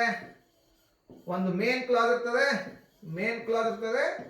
ಆಮೇಲೆ ಕೋಆರ್ಡಿನೇಟಿಂಗ್ ಕಂಜಂಕ್ಷನ್ ಇರ್ತದೆ, ದೆನ್ ಸಬಾರ್ಡಿನೇಟಿಂಗ್ ಕ್ಲಾಸ್ ಇರ್ತದೆ. ಕಾಂಪ್ಲೆಕ್ಸ್ ನಲ್ಲಿ ಮೇನ್ ಕ್ಲಾಸ್ ಇರ್ತದೆ, two or more subordinating clauses ಇರ್ತವೆ. ಸಿಂಪಲ್ ಸೆಂಟೆನ್ಸ್ ನಲ್ಲಿ ಒಂದೇ ಒಂದು ಮೇನ್ ಕ್ಲಾಸ್ ಇರ್ತದೆ, ಒಂದು ವರ್ಬ್ ಇರ್ತದೆ. ಗೊತ್ತಾಯ್ತಲ್ಲ? This is what the rule of simple compound complex sentence. I hope you could remember that. Answer for question number 39 is option B. Go to question number 40 now. Let's see question number 40. Identify the simple sentence. So here you could see we have some other set of questions. Identify the simple sentence. ಕೊಟ್ಟಿರ್ತಕ್ಕಂಥ ವಾಕ್ಯಗಳಲ್ಲಿ simple sentence ಯಾವುದು ಅಂತ ಹೇಳಿ ಕಂಡುಹಿಡಿಯಿರಿ. ನೋಡ್ಕೊಳ್ರಿ. Option A, the doctor must come at once or the patient may die. ಇಲ್ಲಿ ನಾನು ಕೆಲವೊಂದಿಷ್ಟು ಶಬ್ದಗಳನ್ನ observe ಮಾಡ್ತೀನಿ, ನೀವು ಅಬ್ಸರ್ವ್ ಮಾಡ್ಕೊಳ್ತಾ ಹೋಗಿ. ಇಲ್ಲಿ ಆರ್ ಇದೆ ನೋಡ್ಕೊಳ್ರಿ. If the doctor does not come at once the patient may die. ಇಲ್ಲಿ ಇಫ್ ಅಂತಕ್ಕಂಥ ಶಬ್ದ ಇದೆ ನೋಡ್ಕೊಳ್ರಿ. The patient may die in the absence of the doctor. In the absence of the doctor. ಇದನ್ನ ನೋಡ್ಕೊಳ್ರಿ. The doctor must come at once as the patient may die. ಇಲ್ಲಿ ನೋಡ್ಕೊಳ್ರಿ. the doctor must come at once as the patient may die. ಗೊತ್ತಾಯ್ತಲ್ಲ? ನೋಡ್ಕೊಂಡ್ರಿ. ಇಲ್ಲಿ or ಇದೆ, compound ಆಗ್ತದೆ. ಇಲ್ಲಿ if ಇದೆ, ಇದೇನಾಗ್ತದೆ? Compound ಆಗೋದಿಲ್ಲ, ಇದು ಕಾಂಪ್ಲೆಕ್ಸ್ ಆಗ್ತದೆ. ಇಲ್ಲಿ ನೋಡ್ಕೊಡ್ರಿ D, the doctor must come at once as the patient may die. ಇಲ್ಲಿ ಆಸ್ ಇದೆ. ನಾವು ಸಿಂಪಲ್ ಸೆಂಟೆನ್ಸ್ ನಲ್ಲಿ ಏನಿರ್ತದೆ? ಇದೇನಾಗ್ತದೆ? ಇಲ್ಲಿ ನೋಡ್ಕೊಡ್ರಿ. ಏನು ಪ್ರಶ್ನೆ ಏನಿದೆ? ಸಿಂಪಲ್ ಸೆಂಟೆನ್ಸ್ ಇರಬೇಕು. ಸಿಂಪಲ್ ಸೆಂಟೆನ್ಸ್ ನ ಅರ್ಥ ಏನು? ಒಂದು ಮೇನ್ ಕ್ಲಾಸ್ ಇರ್ತದೆ, ಒಂದು ಮೇನ್ ವರ್ಬ್ ಇರ್ತದೆ. there will be no any coordinating conjunction, there will be no any kind of other words to join the sentences. ಇಲ್ಲಿ ನೋಡ್ಕೊಳ್ರಿ. the patient may die in the absence of the doctor. ಡಾಕ್ಟರ್ನ absence ನಲ್ಲಿ patient ಸಾಯಬಹುದು. ಇಲ್ಲಿ ಯಾವುದೇ ರೀತಿಯಾಗಿರ್ತಕ್ಕಂತಹ ಕ್ಲಿಷ್ಟತೆಗಳಿಲ್ಲ. ಅದು simple ಆಗಿರ್ತಕ್ಕಂಥ ವಾಕ್ಯ. The patient may die in the absence of the doctor. ಒಂದೇ ಒಂದು ಮೇನ್ ಕ್ಲಾಸ್ ಇದೆ, ಪ್ರಿನ್ಸಿಪಲ್ ಕ್ಲಾಸ್ ಇದೆ. ಹಾಗಾಗಿ ಇದು simple sentence. Option C is right answer. ಇಲ್ಲಿ ಆಸ್ ಇದೆ, ಅಲ್ಲಿ ಆರ್ ಇದೆ. ಗೊತ್ತಾಯ್ತಲ್ಲ? ಇಲ್ಲಿ ಇಫ್ ಇದೆ ನೋಡ್ಕೊಳ್ರಿ. ಇಫ್ ಅಂತಂದ್ರೆ ಏನ್ ತೋರಿಸ್ತದೆ? ಅದು ಸಂಭವನೀಯತೆನೇ ತೋರಿಸ್ತದೆ. ಸೊ ಇಲ್ಲಿ ಏನಿದೆ? The patient may die in the absence of the doctor. Simple ಆಗಿರ್ತಕ್ಕಂಥ ವಾಕ್ಯ. Go to question number 41 now. ಹಾಗಾದ್ರೆ ಪ್ರಶ್ನೆ ನಂಬರ್ 41ಕ್ಕೆ ಹೋಗಿ. 41ನೇ ಪ್ರಶ್ನೆ ಯಾವ ರೀತಿ ಆಗಿದೆ ನೋಡ್ಕೊಳ್ರಿ. ಪ್ರಶ್ನೆ ನಂಬರ್ 41 ಈ ರೀತಿಯಾಗಿದೆ ನೋಡ್ಕೊಳ್ರಿ. ಇಲ್ಲಿ ಏನಿದೆ? ಪ್ರಶ್ನೆ ನಂಬರ್ 41ರಲ್ಲಿ ಏನಿದೆ? He is something of a poet but rather more of philosopher. The simple form of the sentence is. ಇಲ್ಲಿ ನೋಡ್ಕೊಳ್ರಿ. ಕೊಟ್ಟಿರ್ತಕ್ಕಂಥ ವಾಕ್ಯ ಏನಿದೆ ಅಂತ ಅರ್ಥ ಮಾಡ್ಕೊಳ್ರಿ. ಬದಲಿಗೆ he is something of a poet but rather more of a philosopher. ಇದು ಕಾಂಪೌಂಡ್ ಸೆಂಟೆನ್ಸ್ ಇದೆ. ಇಲ್ಲಿ ನೋಡ್ಕೊಡ್ರಿ, ಬಟ್ ಬಂದಿದೆ. ಫ್ಯಾನ್ ಬಾಯ್ಸ್ ಅಂತಕ್ಕಂಥ ಸೂತ್ರವನ್ನು ಆಲ್ರೆಡಿ ನಾನು ನಿಮ್ಗೆ ಹೇಳಿದ್ದೀನಿ. ಅಲ್ಲಿ ಬಿ ಇತ್ತು, ಹಾಗಾಗಿ ಇಲ್ಲಿ ಬಟ್ ಅಂತಕ್ಕಂಥದ್ದು ಕೋಆರ್ಡಿನೇಟಿಂಗ್ ಕಂಜಂಕ್ಷನ್ ಇದೆ. Coordinating conjunction. ಸೊ ಇಲ್ಲಿ ಕೊಟ್ಟಿರ್ತಕ್ಕಂಥ ವಾಕ್ಯ ಕಂಪೌಂಡ್ ಆಗಿದೆ, ಆದ್ರೆ ಇದರ ಸಿಂಪಲ್ ಫಾರ್ಮ್ ಅನ್ನ ಕಂಡುಹಿಡಿಯಬೇಕಾಗಿದೆ ನಾವಿಲ್ಲಿ. The simple form of the sentence is. ಇದನ್ನೇ ಸಿಂಪಲ್ ಸೆಂಟೆನ್ಸ್ ಆಗಿ ಯಾವ ರೀತಿ ಪ್ರವರ್ತನೆ ಮಾಡಬೇಕು ನೋಡ್ಕೊಳ್ರಿ. ಕೊಟ್ಟಿರ್ತಕ್ಕಂಥ ಆಪ್ಷನ್ಗಳನ್ನ ನೋಡ್ಕೊಳ್ರಿ. ಇಲ್ಲಿ he is a poet and a philosopher. And once again this has become compound only. Okay, once again it has become compound only. ಆಮೇಲೆ C ನೋಡ್ಕೊಳ್ರಿ. ನಾನು answer ಅನ್ನ ಬಿಡ್ತೀನಿ, ಆಮೇಲೆ ನಿಮ್ಗೆ ಅನಲೈಸ್ ಮಾಡ್ತೀನಿ. he is a more philosopher than a poet. ಇಲ್ಲಿ than ಇದೆ. he is a more philosopher than a poet. ಇದು ತರತಮ ವಾಚಕವನ್ನ ತೋರಿಸ್ತಕ್ಕಂಥ ವಾಕ್ಯ ಇದೆ. ಮೂರನೇ ವಾಕ್ಯ ನೋಡ್ಕೊಡ್ರಿ. he is not only a poet but also a philosopher. ಇಲ್ಲಿ ನೋಡ್ರಿ, not only but also, no sooner than, ಈ ರೀತಿಯಾಗಿರ್ತಕ್ಕಂಥ ಕಾಂಪ್ಲೆಕ್ಸ್ ಆಗಿರ್ತಕ್ಕಂಥ ಸೆಂಟೆನ್ಸ್ ಆಗಿದೆ ಅದು. he is not only a poet but also a philosopher. Complex ಆಗಿರ್ತಕ್ಕಂಥ ವಾಕ್ಯ, ಸಿಂಪಲ್ ಆಗಿರ್ತಕ್ಕಂಥ ವಾಕ್ಯ ಬೇಕಾಗಿತ್ತು ನಮಗೆ. ಹಾಗಾದ್ರೆ ಆನ್ಸರ್ ಯಾವುದು? being a poet he is also a philosopher. being a poet he is also a philosopher. Simple ಆಗಿರ್ತಕ್ಕಂಥ ಫಾರ್ಮ್ ಇದರದ್ದು. being a poet he is also a philosopher. ಕವಿ ಆಗಿದ್ದು ಅವನು ಫಿಲಾಸಫರ್ ಆಗಿದ್ದಾನೆ ಅಂತ ಅರ್ಥ. ಕವಿ ಆಗಿದ್ದು ಅವನು ಫಿಲಾಸಫರ್ ಆಗಿದ್ದಾನೆ ಅಂತ ಅರ್ಥ. This is the simple form of this following sentence. Option B is the right answer. Option B is the right answer. Go to question number 42 now. ಹಾಗಾದ್ರೆ question number 42 ಗೆ ಹೋಗೋಣ. Question number 42 is like this. Let's see what we have to do in question number 42. ಯಾವ ರೀತಿಯಾಗಿರ್ತಕ್ಕಂಥ ಪ್ರಶ್ನೆಗೆ answer ಮಾಡಬೇಕಿಲ್ಲಿ ನೋಡ್ಕೊಳ್ರಿ. The village where I lived is near the hills. The village where I lived is near the hills. The above sentence has which clause? ಯಾವ class ಇದೆ ಇಲ್ಲಿ? Class ಬಗ್ಗೆ ಅಧ್ಯಯನ ಮಾಡಿದ್ದೇವೆ. Conditional class, adverbial class, ಬೇರೆ ಬೇರೆ ರೀತಿಯಾಗಿರ್ತಕ್ಕಂಥ classes ಗಳನ್ನು ಅಧ್ಯಯನ ಮಾಡಿದ್ದೇವೆ. Noun class, verb class like that. ಇಲ್ಲಿ ನೋಡಿ the above sentence has which clause ಅಂತ ಅರ್ಥ. ಇಲ್ಲಿ ನೋಡ್ಕೊಡ್ರಿ ವಾಕ್ಯ ನೋಡ್ಕೊಡ್ರಿ ಏನಿದೆ? The village where I lived is near the hills. ಇದು ಏನಾಗ್ತದೆ? The village ಈ ರೀತಿಯಾಗಿ ಮಾಡ್ತೀನಿ ಅದನ್ನ. ಇಲ್ಲಿ ಇದನ್ನ ನೀವು ರೆಡ್ ಇದರಿಂದ ಮಾರ್ಕ್ ಮಾಡ್ಕೊಳ್ರಿ ವೇರ್ ಅಂತಕ್ಕಂಥ ಶಬ್ದವನ್ನ. ಆಮೇಲೆ ನೋಡ್ಕೊಳ್ರಿ the village I lived is near the hills. ಇಲ್ಲಿ ಈ ಎರಡು ಒಂದು ಕ್ಲಾಸಸ್ ಗಳನ್ನ ಫ್ರೇಸಸ್ ಗಳನ್ನ ಯಾವ ಜೋಡಣೆ ಮಾಡ್ತಾ ಇದೆ? ವೇರ್ ಅಂತಕ್ಕಂತಹ ಒಂದು ಶಬ್ದ. ಈ ವೇರ್ ಅಂತಕ್ಕಂಥ ಶಬ್ದ ಏನಾಗ್ತದೆ ಇಲ್ಲಿ? ಏನಂತ ತೋರಿಸ್ತಾ ಇದೆ? ಅಡ್ವರ್ಬ್ ಆಗಿ ಯೂಸ್ ಆಗಿದೆ ಅದು. The village where I lived is near the hills. Where I lived, it is the word which shows adverb of place. adverb of place ಆಗಿರೋದ್ರಿಂದ ಇದು adverbial clause ಆಗ್ತದೆ. ಇದೇನಾಗ್ತದೆ? Option A is the correct answer. And adverbial clause. The village where I lived is near the hills. The village where I lived is near the hills. ನಾನು ವಾಸ ಮಾಡಿರ್ತಕ್ಕಂಥ village ಗುಡ್ಡದ ಹತ್ತಿರ ಇದೆ, ಬೆಟ್ಟದ ಹತ್ತಿರ ಇದೆ ಅಂತ ಅರ್ಥ. ಇಲ್ಲಿ ವೇರ್ ಇರೋದ್ರಿಂದ ಅದು ಅಡ್ವರ್ಬಿಯಲ್ ಕ್ಲಾಸ್ ಆಗ್ತದೆ. ಹಾಗಾದ್ರೆ ಮುಂದಿನ ಪ್ರಶ್ನೆ ನೋಡ್ಕೊಡ್ರಿ. Question number 43. If war breaks out, no country in the world will be safe. ಈ ವಾಕ್ಯವನ್ನು ಸರಿಯಾಗಿ ಓದ್ಕೊಳ್ರಿ, ಗೊತ್ತಾಗತ್ತೆ. If war breaks out, no country in the world will be safe. ಒಂದು ವೇಳೆ ಯುದ್ಧ ಆದರೆ ಜಗತ್ತಿನ ಯಾವುದೇ ದೇಶವು ಉಳಿಯೋದಿಲ್ಲ, ಸೇಫ್ ಆಗಿರೋದಿಲ್ಲ ಅಂತ ಹೇಳಿ ಅರ್ಥ. ಆಗೋದಿಲ್ಲ ಅಂತಕ್ಕಂಥ ಒಂದು ಕಂಡೀಷನ್ ಅನ್ನ ಹೇಳ್ತಾ ಇದೆ ಅದು. ನೋಡ್ಕೊಳ್ರಿ, if war breaks out no country in the world will be safe. ಮುಂದೆ ಆಗ್ತಿರ್ತಕ್ಕಂಥ ಕಂಡೀಷನ್ ಬಗ್ಗೆ ಮಾತಾಡ್ತಾ ಇದೆ ಅದು. ಒಂದು ವೇಳೆ ಹಿಂಗಾದ್ರೆ ಹಂಗಾಗತ್ತೆ ಅಂತ ಅರ್ಥ. ಹಾಗಾದ್ರೆ ಏನಾಗ್ತದೆ ಇಲ್ಲಿ? ಯಾವ ಕ್ಲಾಸ್ ಆಗ್ತದೆ ಅದು?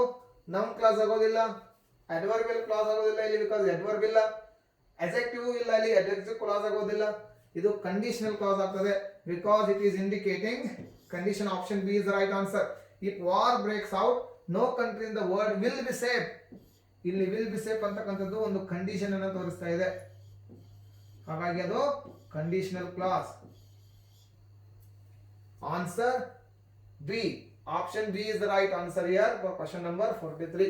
ಹಾಗಾದ್ರೆ ಮುಂದಿನ ಪ್ರಶ್ನೆಗೆ ಹೋಗ್ರಿ. Question number 44. ಕ್ವಶನ್ ನಂಬರ್ 44 ನಲ್ಲಿ ಏನಿದೆ? Identify the clause. Same question is there. Once again clause ಅನ್ನು ಐಡೆಂಟಿಫೈ ಮಾಡಬೇಕಾಗಿದೆ ಇಲ್ಲಿ. As I opened my eyes, I heard a strange voice. As I opened my eyes, I heard a strange voice. ಎಲ್ಲಿ ಏನಿದೆ ಈ ವಾಕ್ಯದಲ್ಲಿ? ಮುಖ್ಯವಾಗಿರ್ತಕ್ಕಂಥ ಸಂಗತಿ ಯಾವುದು ಈ ವಾಕ್ಯದಲ್ಲಿ? ನಾನು ನನ್ನ ಕಣ್ಣುಗಳನ್ನ ಓಪನ್ ಮಾಡಿದ ತಕ್ಷಣ ನಾನು ಸ್ಟ್ರೇಂಜ್ ಆಗಿರ್ತಕ್ಕಂಥ ವಾಯ್ಸ್ ಅನ್ನ ಕೇಳಿಸ್ಕೊಂಡೆ. ಇಲ್ಲಿ ಅ ಸ್ಟ್ರೇಂಜ್ ವಾಯ್ಸ್ ಅನ್ನ ನೋಡ್ಕೊಡ್ರಿ, ಸ್ವಲ್ಪ ಗಮನ ಇಟ್ಕೊಡ್ರಿ. A strange voice. ಸ್ಟ್ರೇಂಜ್ ಅಂತಂದ್ರೆ ವಿಚಿತ್ರ ಶಬ್ದ ಅಥವಾ ವಿಚಿತ್ರ ಧ್ವನಿ. ವಿಚಿತ್ರ ಧ್ವನಿ ಅಂತಿದೆ ನೋಡ್ಕೊಡ್ರಿ ಇಲ್ಲಿ. ಇದು ಏನನ್ನ ತೋರಿಸ್ತಾ ಇದೆ? Strange voice. ಇಲ್ಲಿ ವಾಯ್ಸ್ ಅಂತಕ್ಕಂಥದ್ದು ಏನಿದೆ? ನೌನ್ ಆಗಿದೆ. ಧ್ವನಿ ಅಂತಕ್ಕಂಥದ್ದು ನಾಮಪದ ಆಗಿದೆ. ಇಲ್ಲಿ ನೋಡ್ಕೊಡ್ರಿ, noun clause, an adjective clause, an adverb clause, all of this ತಪ್ಪಾಗಿದೆ. ಅಡ್ವರ್ಬ್ ಇಲ್ಲ ಅಲ್ಲಿ, ಅಡ್ವರ್ಬ್ ಕ್ಲಾಸ್ ಆಗೋದಿಲ್ಲ. ಅಜೆಕ್ಟಿವ್ ಇಲ್ಲ ಅಲ್ಲಿ, ಅಜೆಕ್ಟಿವ್ ಕ್ಲಾಸ್ ಆಗೋದಿಲ್ಲ. ಇದು ನೌನ್ ಕ್ಲಾಸ್ ಆಗ್ತದೆ, because the voice indicates noun here. Option A is right answer. As I opened my eyes, I heard a strange voice. ಇಲ್ಲಿ ವಾಯ್ಸ್ ಅಂತಕ್ಕಂಥದ್ದು, ಸ್ಟ್ರೇಂಜ್ ವಾಯ್ಸ್ ಅಂತಕ್ಕಂಥದ್ದು ನಾಮಪದವನ್ನು ಸೂಚಿಸ್ತಾ ಇದೆ. ಹಾಗಾಗಿ ಅದು ನೌನ್ ಕ್ಲಾಸ್ ಆಗ್ತದೆ. Option A is right answer. Go to question number 45 now. Now we have another set of question. Antonym of wax. ಈ ವ್ಯಾಕ್ಸ್ ಅಂತಕ್ಕಂಥ ಶಬ್ದದ ವಿರುದ್ಧ ಪದವನ್ನ ಏನ್ ಮಾಡ್ರಿ ಬರೀರಿ ಅಥವಾ ಕಂಡಿಡಿರಿ ಅಂತ ಹೇಳಿದ್ರೆ. ಹಾಗಾದ್ರೆ ಇಲ್ಲಿ ಕೊಟ್ಟಿರ್ತಕ್ಕಂಥ ಎಲ್ಲಾ ಶಬ್ದದ ಅರ್ಥಗಳು ನಮ್ಗೆ ಗೊತ್ತಿರ್ಬೇಕು ಮೊದಲಿಗೆ, ಅದು ಬಹಳ ಇಂಪಾರ್ಟೆಂಟ್. ಎಂಟೋನಿಮ್ ಆಗಲಿ ಸಿನೋನಿಮ್ ಆಗಲಿ ನೀವು ಕಂಡುಹಿಡಿಬೇಕಾದ್ರೆ ನಿಮಗೆ ಕೊಟ್ಟಿರ್ತಕ್ಕಂಥ ಶಬ್ದದ ಅರ್ಥ ಗೊತ್ತಿರಬೇಕು, ಆ ಆಪ್ಷನ್ಗಳಲ್ಲಿ ಕೊಟ್ಟಿರ್ತಕ್ಕಂಥ ಶಬ್ದಗಳ ಅರ್ಥನೂ ಸಹಿತ ಗೊತ್ತಿರಬೇಕು. ಅಟ್ ಲೀಸ್ಟ್ ಆ ಕೊಟ್ಟಿರ್ತಕ್ಕಂಥ ಶಬ್ದದ ಅರ್ಥ ಗೊತ್ತಾಗಿದ್ರೆ ನಿಮಗೆ ಅಲ್ಲಿ ಕೊಟ್ಟಿರ್ತಕ್ಕಂಥ ಆಪ್ಷನ್ಗಳ ಜೊತೆಗೆ ಅದನ್ನೇ ಜೋಡಿಸಬಹುದು, ಹೊಂದಾಣಿಸಬಹುದು. ಯಾವ ರೀತಿಯಾಗಿ ನೋಡ್ಕೊಳ್ಳಿ. ಇಲ್ಲಿ ವ್ಯಾಕ್ಸ್ ಅಂತಂದ್ರೆ ಏನು? ಅಪ್ಲೈ ಅಂತ ಅರ್ಥ. ನೀವು most of the time you people go to beauty parlour where you are waxed. Waxed means waxing ಅನ್ನ ಮಾಡ್ತಾ ಇರ್ತಾರೆ, ನೋಡ್ಕೋಬೇಕು. ವ್ಯಾಕ್ಸಿಂಗ್ ಅಂತಂದ್ರೆ ಏನು? ಅಪ್ಲೈ ಮಾಡೋದು. ಬ್ಯೂಟಿ ಇರತಕ್ಕಂತಹ ಏನೇನು ಇರ್ತದೆ ಯೂಸ್ ಮಾಡ್ತಾರೆ, ಅದು ನನಗೇನು ಗೊತ್ತಿಲ್ಲ. Ladies, most of the ladies use that. So most of the creams will be applied on their cheeks to make them so beautiful. ಅವರನ್ನು ಸುಂದರವಾಗಿ ಮಾಡಲಿಕ್ಕೆ, ಅವರನ್ನು ಸುಂದರವಾಗಿ ಕಾಣಿಸ್ಲಿಕ್ಕೆ ಸಾಕಷ್ಟು ಕ್ರೀಮ್ಸ್ಗಳನ್ನು ಯೂಸ್ ಮಾಡ್ತಾರೆ, ಅಪ್ಲೈ ಮಾಡ್ತಾರೆ. ಅದಕ್ಕೆ ವ್ಯಾಕ್ಸ್ ಅಂತ ಕರಿತೀವಿ, ವ್ಯಾಕ್ಸಿಂಗ್. ಅಥವಾ ನಾವು ನಮ್ಮ ಹೇರ್ಗೆ ಡ್ರೈ ಅನ್ನು ಮಾಡ್ತೀವಿ, ವ್ಯಾಕ್ಸಿಂಗ್ ಮಾಡ್ಕೊಳ್ತೀವಿ, ಏನೇನೋ ಮಾಡ್ತೀವಿ. ವ್ಯಾಕ್ಸಿಂಗ್ ಅಂತಂದ್ರೆ ಏನು? ಅಪ್ಲೈ ಅಂತ ಅರ್ಥ. ಏನನ್ನ ಹಚ್ಚೋದು ಅಥವಾ ಅಪ್ಲೈ ಮಾಡ್ತಕ್ಕಂಥದ್ದು. ಹಾಗಾದ್ರೆ ಇಲ್ಲಿ ಕೊಟ್ಟಿರ್ತಕ್ಕಂಥ ಶಬ್ದಗಳ ಅರ್ಥ ನೋಡ್ಕೊಳ್ರಿ. ಏನಿದೆ ಇಲ್ಲಿ? ವೇನ್ ಅಂತಂದ್ರೆ ಏನು? Lose. Lose. What to lose? The colour. The colour or the charm. ಕೊಟ್ಟಿರ್ತಕ್ಕಂಥ ಅರ್ಥಗಳ ಶಬ್ದಗಳ ಅರ್ಥ ನೋಡ್ಕೊಡ್ರಿ. ವೇನ್ ಅಂತಂದ್ರೆ ಏನು? To lose progressively the colour or the ardour or the charm or something else. ಅಂತಂದ್ರೆ ಏನನ್ನಾದ್ರೂ ಕಳೆದುಕೊಳ್ಳು, ಚಾರ್ಮ್ ಅನ್ನ ಕಳೆದುಕೊಳ್ಳು ಅಥವಾ ಬ್ಯೂಟಿಯನ್ನ ಕಳೆದುಕೊಳ್ಳು ಅಂತ ಅರ್ಥ. ವೀಲ್ ಅಂತಂದ್ರೆ ಏನಿಲ್ಲಿ? ಆಪ್ಷನ್ ಬಿ ನೋಡ್ಕೊಡ್ರಿ ಮೊದಲು. ವಿದಾರ್ ಅಂತಂದ್ರೆ ಏನು? ವಿದಾರ್ ಅಂತಂದ್ರೆ ಡ್ರೈ ಅಂತ ಅರ್ಥ. ಡ್ರೈ ಅಂತಂದ್ರೆ when there will be no water, all the trees will be dried up, the flowers will be drooping out.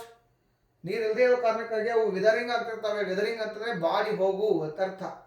Droop ಅಥವಾ ಡ್ರೈ ಆಗು, ಒಣಗು ಅಂತ ಅರ್ಥ.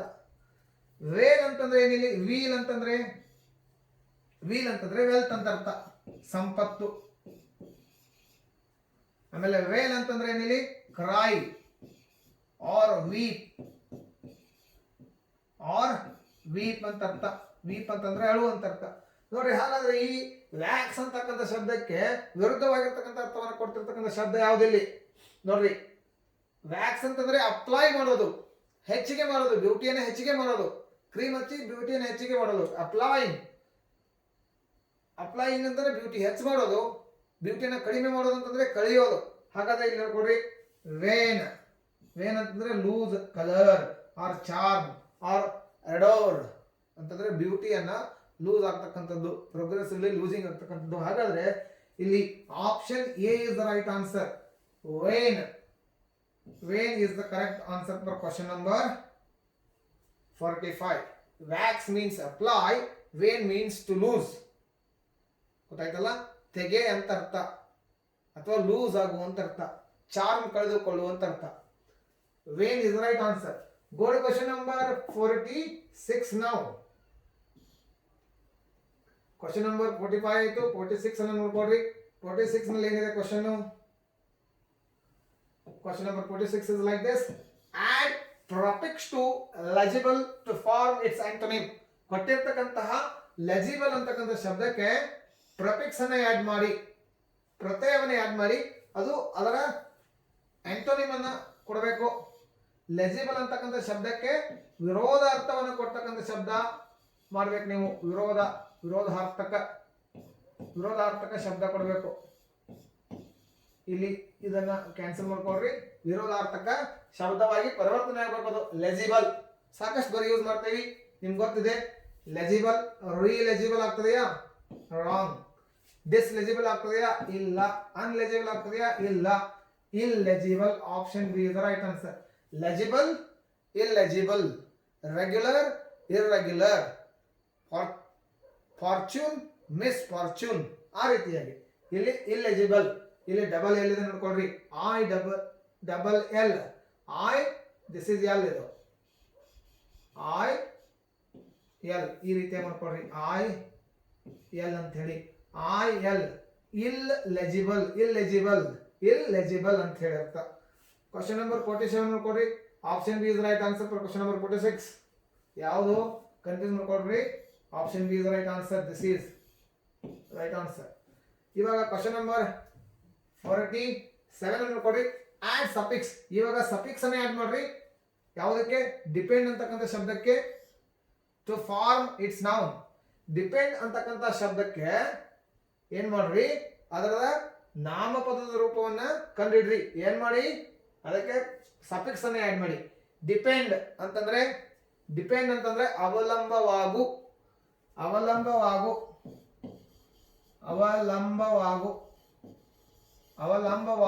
ವಾಗು ಇಲ್ಲಿದೆ, ಹಾಗಾಗಿ ಇದು ಕ್ರಿಯಾಪದ ಆಗ್ತದೆ. ವಾಗು ಇರೋದ್ರಿಂದ ಇದೇನಾಗ್ತದೆ? ಇಲ್ಲಿ ವಾಗು ಇರೋದ್ರಿಂದ ಇದು ಕ್ರಿಯಾಪದ ಆಗ್ತದೆ, ಕ್ರಿಯೆ ಆಗ್ತದೆ. ಇದು ಕ್ರಿಯಾಪದ ಆಯ್ತು. ಹಾಗಾದ್ರೆ ಇದರ ನಾಮಪದ ಯಾವುದು? ಏನನ್ನ ಹೇಳ್ಬೇಕು? Dependent, dependism, sorry dependent, dependence. ನೋಡ್ರಿ ಇಲ್ಲಿ. ಹಾಗಾದ್ರೆ ಇದರ ಸರಿಯಾದ ಉತ್ತರ ಯಾವುದಿಲ್ಲಿ? Option D, dependent. Dependent is the answer. Dependent ಅಲ್ಲ, ಡಿಪೆಂಡೆಂಟ್ ಅಂದ್ರೆ ಅವಲಂಬಿತ. ಇದಕ್ಕೆ ನೀವು ಎ ಎನ್ ಟಿ ಆಡ್ ಮಾಡಿದ್ರೆ ಏನಾಗುತ್ತೆ? ಅದು ಇದಕ್ಕೆ ನೀವು ಎ ಎನ್ ಟಿ ಆಡ್ ಮಾಡಿದಾಗ ಅದೇನಾಗತ್ತೆ? ಈ ರೀತಿ ಆಗುತ್ತೆ, ಡಿಪೆಂಡೆಂಟ್. ಅಂದ್ರೆ ಇದೇನಾಯ್ತು? ಅವಲಂಬಿತ.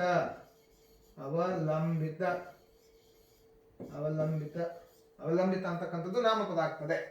This is answer for question number 47, option D, dependent. ಆಮೇಲೆ ಇವಾಗ ಕ್ವಶನ್ ನಂಬರ್ 48 ಅನ್ನು ನೋಡ್ಕೊಳ್ರಿ. 48 ಕ್ವಶನ್ ನಂಬರ್ 48 ಅನ್ನು ನೋಡ್ಕೊಳ್ರಿ.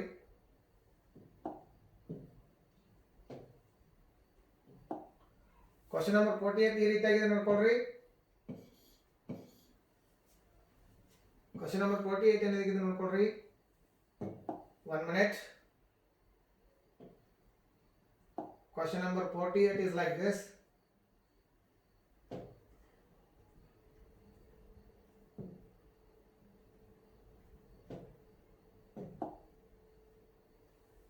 Sorry for the late. Question number 48 is like this.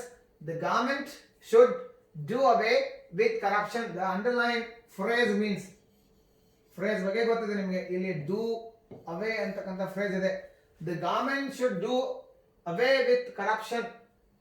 Abolish, continue, neglect, organize. ಈ ಶಬ್ದಗಳನ್ನು ನೋಡ್ಕೊಳ್ರಿ. ಯಾವುದು ಫಿಟ್ ಆಗ್ತದೆ? The government should continue with corruption. Government corruption ಜೊತೆಗೆ continue ಮಾಡಬೇಕಾ? ತಪ್ಪಾಗ್ತದೆ. ಇದು ತಪ್ಪಾಗ್ತದೆ. ಇದು ಸರಿಯಾಗಿ ಸೂಟೇಬಲ್ ಆಗೋದಿಲ್ಲ. ಈ ಫ್ರೇಸ್ ನ ಮೀನಿಂಗ್ ಏನಿಲ್ಲ. ದ ಗವರ್ಮೆಂಟ್ ಶುಡ್ ನೆಗ್ಲೆಕ್ಟ್, ಇದು ತಪ್ಪಾಗ್ತದೆ. ನೆಗ್ಲೆಕ್ಟ್ ಮಾಡಬಾರ್ದು. The government should organise with corruption, corruption ಜೊತೆಗೆ ಆರ್ಗನೈಸ್ ಮಾಡಬೇಕಾ? ಇದು ತಪ್ಪಾಗ್ತದೆ. ಹಾಗಾದ್ರೆ ಯಾವುದು ಇದರ ಅರ್ಥ ಇಲ್ಲಿ? Abolish. The government should abolish corruption. Corruption ಅನ್ನ, ಭ್ರಷ್ಟಾಚಾರವನ್ನ ನೀಗಿಸಬೇಕು, ಹೋಗಲಾಡಿಸಬೇಕು, ಅಳಿಸಬೇಕು, ನಾಶ ಮಾಡಬೇಕು ಅಂತ ಅರ್ಥ ಆಗಿರೋದು. The government should abolish with corruption. ಇಲ್ಲಿ ಅಬಾಲಿಶ್ ವಿತ್ ಕರಪ್ಷನ್ ಇದರ ಅರ್ಥ ಕೇಳಿದ್ದಾರೆ. ಇಲ್ಲಿ ಅಬಾಲಿಶ್ ಶಬ್ದ ಯೂಸ್ ಮಾಡ್ಬೇಕಂತಲ್ಲ, ಅದು ತಪ್ಪಾಗ್ತದೆ. ಇಲ್ಲಿ ಕೊಟ್ಟಿರ್ತಕ್ಕಂಥ ಫ್ರೇಸ್ ನ ಅರ್ಥ ಕೇಳಿರೋದ್ರಿಂದ ಅದರ ಅರ್ಥ ಏನಾಗುತ್ತೆ? ಅಬಾಲಿಶ್, ನಾಶ ಮಾಡುವಂತ ಅರ್ಥ. ಹಾಗಾದ್ರೆ ಕ್ವಶನ್ ನಂಬರ್ 49 ನೋಡ್ಕೊಡ್ರಿ. ಇವಾಗ question number 49 is like this.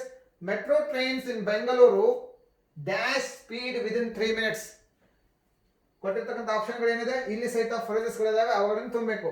Breakout or stride away or pick up or march past. That's very easy. It's very easy. Metro trains in Bengaluru pick up speed within 3 minutes. ಬೆಂಗಳೂರಿನಲ್ಲಿ ಇರ್ತಕ್ಕಂಥ metro trains speed ಅನ್ನ within 3 minutes ನಲ್ಲಿ ಹಿಡ್ಕೊಳ್ತವೆ, pickup ಮಾಡ್ತವೆ ಅಂತ ಅರ್ಥ.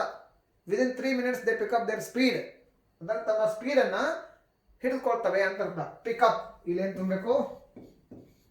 Pick up ಅಂತ ಅರ್ಥ. ಇಲ್ಲಿ ಯಾವ ಒಂದು ಫ್ರೇಸ್ ಅನ್ನು ತುಂಬಬೇಕು? ಪಿಕಪ್ ಅಂತಕ್ಕಂಥದ್ದು ಸರಿಯಾದ ಉತ್ತರ. Answer for question number 49 is option C, that is pickup.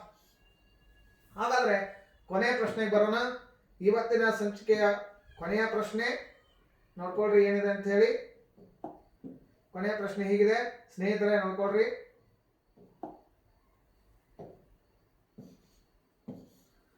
Complete the proverb.